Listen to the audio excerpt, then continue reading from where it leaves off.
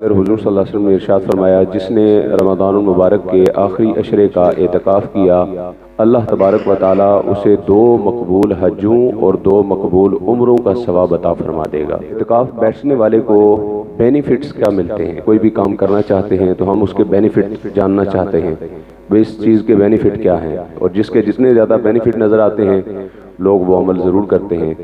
تو بہت زیادہ بینیفٹ ہیں۔ سب سے پہلے یہ کہ جو شخص اعتکاف میں بیٹھتا ہے وہ مثل ملائکہ بن جاتا ہے، یعنی ملائکہ کی طرح ہو جاتا ہے۔ دوسرا بینیفٹ یہ حاصل ہوتا ہے کہ جو مسجد میں اعتکاف کرتا ہے اسے 5 وقت کی نماز باجماعت ادا کرنے کا شرف حاصل ہو جاتا ہے۔ اگلا فائدہ یہ ہے کہ اس کو شب قدر جو ہے یہ حاصل ہو جاتی ہے۔ شب قدر کو یہ تلاش کر لیتا ہے، جو اعتکاف میں بیٹھتا ہے اس کو شب قدر ملتی ہے کہ وہ طاق راتوں کے اندر عبادت کرے گا تو یقیناً اللہ تبارک و تعالیٰ اسے شب قدر نصیب فرما دے گا۔ اس کے بعد یہ چغلی، غیبت اور دیگر تمام قسم کی برائیوں سے یہ محفوظ رہتا ہے۔ اس لیے اعتکاف میں 10 دن جو بیٹھتا ہے وہ اگر محاسبہ نفس کرتے ہوئے ان تمام بیماریوں سے ہمیشہ کے لیے نجات حاصل کرنا چاہے تو یہ 10 دن جو پریکٹس ہوگی اس کے بعد بھی امید ہے کہ وہ ان تمام چیزوں سے بچتا ہی رہے گا۔ جو شخص اعتکاف میں بیٹھتا ہے وہ اعتکاف بیٹھنے سے پہلے جتنے بھی امور خیر کرتا تھا، مثلا کوئی بیمار ہوتا یہ اس کی عیادت کے لیے جاتا، کوئی غریب نظر آتا یہ اس کو صدقات و خیرات کرتا، کوئی مسکین نظر آتا یہ اس کی مدد کرتا، کسی بوڑھے کی مدد کرتا، لاچاروں کی مدد کرتا، یعنی جتنے بھی وہ نیک اعمال کرتا تھا اعتکاف میں بیٹھنے کی وجہ سے، وہ اللہ کے گھر میں آ جانے کی وجہ سے اب وہ نہیں کر پا رہا تو فرمایا مسجد میں بیٹھنے کی برکت سے بغیر وہ اعمال کیے اللہ تبارک و تعالیٰ ان تمام اعمال کا ثواب اس کے نامہ اعمال میں لکھ دیتا ہے۔ اب ہمارے ہاں ہوتا یہ ہے کہ بعض اوقات لوگ ناجائز فائدہ اٹھاتے ہیں، یعنی جب مسئلہ کی کوئی پتہ چلتا ہے کہیں تھوڑی سی ریلیکسیشن ہے تو لوگ اس سے ناجائز فائدہ اٹھاتے ہیں۔ چونکہ حکم شرع یہ ہے کہ جو مرد ہے وہ مسجد جماعت کے اندر اعتکاف کرے گا اور جو عورت ہے وہ مسجد بیت کے اندر اعتکاف کرے گی، یعنی عورت گھر کے اندر ایک حصہ جو نماز کے لیے مختص کیا ہوا ہوگا وہاں پر اعتکاف کرے گی۔ اگر کوئی مختص نہیں کیا ہوا تو اعتکاف کرنے سے پہلے وہ حصہ اللہ کی رضا کے لیے نماز پڑھنے کے لیے اس کو مختص کر لے اور پھر وہاں پر وہ اعتکاف کرے گی۔ اب بلا ضرورت شرعی مرد کا مسجد سے باہر نکلنا اور عورت کا مسجد بیت سے باہر نکلنا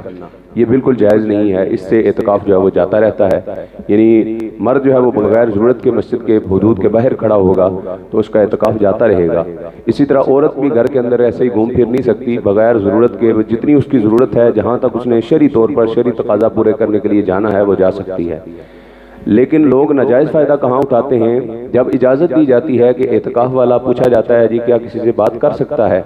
تو علماء جواب دیتے ہیں ہاں جی بالکل وہ بات کر سکتا ہے، تو اب یہ مسجدوں میں بیٹھے ہوئے اپنے دوستوں کو بلا رہے ہوتے ہیں،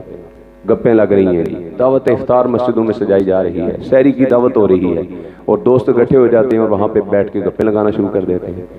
اگرچہ بات کرنے کی اجازت ہے مگر یہ انداز اختیار کرنا یہ اعتکاف کی ساری روحانیت کو ضائع کر دیتا ہے۔ اس لیے جو دوست مسجد میں اعتکاف کریں یا جو مائیں بہنیں گھر کی مسجد کے اندر اعتکاف کریں انہیں بھی چاہیے کہ گفتگو جو ہے وہ سوائے ضرورت کے نہ کریں، جتنی ضرورت ہو اتنی گفتگو، ورنہ گپ شپ تو آپ جو ہے وہ اعتکاف کے بغیر بھی کر رہے تھے اور گپیں لگانی تھی تو پھر اعتکاف بیٹھنے کی تکلیف اٹھانے کی کیا ضرورت تھی، پھر گپیں لگاتے رہتے۔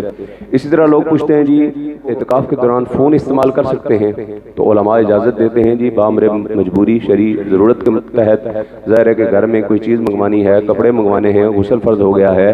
یا جو ہے وہ سحر و افطار میں تاخیر ہو جاتی ہے تو یہ گھر میں رابطہ کرنے کے لیے اپنے پاس فون رکھ سکتے ہیں،